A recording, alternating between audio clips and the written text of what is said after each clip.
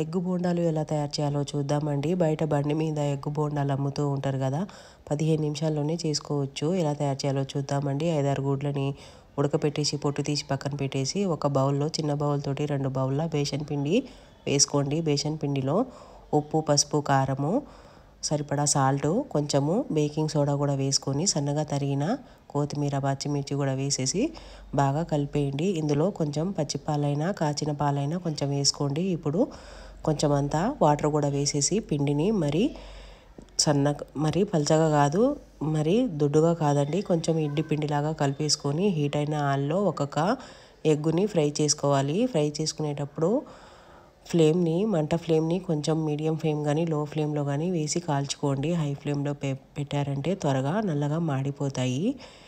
ఇంకా మిగిలిన పిండితోటి ఆలుని ఇలా ముక్కలుగా కట్ చేసేసి ఆలు బజ్జీలు కూడా వేసుకోవచ్చండి.